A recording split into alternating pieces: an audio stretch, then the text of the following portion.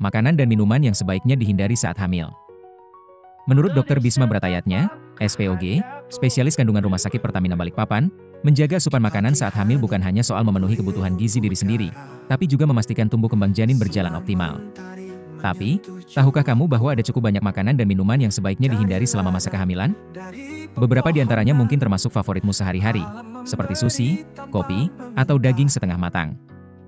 Nah, agar kehamilan tetap aman dan sehat, berikut ini beberapa jenis makanan dan minuman yang sebaiknya kamu hindari atau batasi selama hamil menurut Dr. Bisma Bratayatnya, SPOG.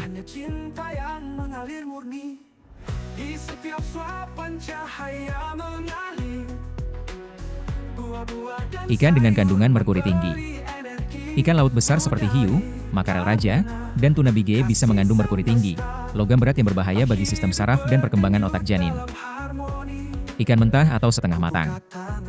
Sashimi, tiram mentah, atau seafood yang belum matang sepenuhnya bisa membawa bakteri dan parasit berbahaya seperti listeria atau salmonella. Infeksi dari makanan ini dapat menimbulkan komplikasi serius bagi ibu dan janin. Daging mentah atau kurang matang. Daging yang tidak dimasak hingga matang sempurna bisa jadi sarang bagi bakteri dan parasit seperti toxoplasma. Untuk amannya, pastikan semua jenis daging dimasak matang sempurna. Daging olahan dan daging deli. Sosis, kornet, ham, dan daging asap bisa terkontaminasi bakteri selama proses pengolahan. Selain itu, kandungan garam dan lemak jenuhnya juga tinggi. Bila dikonsumsi, pastikan dimasak ulang hingga benar-benar panas. Telur mentah. Hindari telur yang belum matang sepenuhnya karena bisa membawa bakteri salmonella. Termasuk juga makanan yang mengandung telur mentah, seperti adonan kue mentah, saus salad rumahan, atau es krim buatan sendiri. Jeroan. Meski kaya nutrisi, jeroan seperti hati mengandung vitamin A dalam bentuk yang bisa berbahaya jika dikonsumsi berlebihan, terutama di trimester pertama. Batasi konsumsi maksimal beberapa ons per minggu. Tauge dan kecambah mentah. Kecambah mentah seperti alfalfa dan kacang hijau bisa mengandung bakteri yang susah dibersihkan hanya dengan air. Sebaiknya hanya konsumsi setelah dimasak. Buah dan sayur yang tidak dicuci bersih. Permukaan buah dan sayur yang tidak dicuci bisa mengandung parasit dan bakteri seperti E. coli. Selalu cuci bersih dengan air mengalir, dan bila perlu, kupas kulitnya.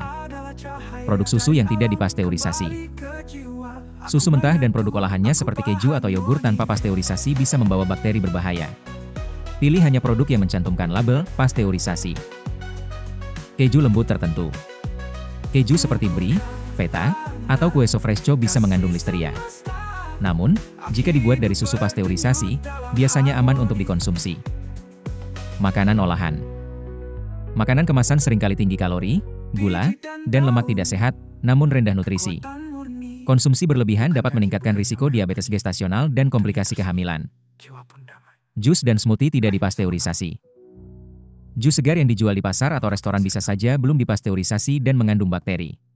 Pastikan jus dan smoothie yang kamu konsumsi aman, terutama saat dibuat di luar rumah. Alkohol. Tidak ada jumlah alkohol yang aman dikonsumsi selama hamil.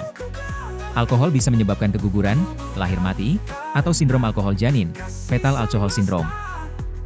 Kafein. Batasi konsumsi kafein hingga maksimal 200 mg per hari, setara sekitar 2 cangkir kopi. Kafein berlebih dapat mengganggu pertumbuhan janin dan meningkatkan risiko lahir prematur. Air minum yang tercemar. Air minum penting untuk mencegah dehidrasi saat hamil. Namun, pastikan sumber air bersih dan aman, terutama jika kamu mengandalkan air sumur pribadi. Intinya, selama masa kehamilan, kamu tak perlu merasa terbatas soal makanan, tapi penting untuk bijak memilih.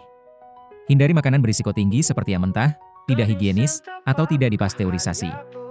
Fokuslah pada makanan segar, bergizi, dan aman untuk menunjang kesehatan kamu dan si kecil yang sedang tumbuh, imbuh Dr. Bisma.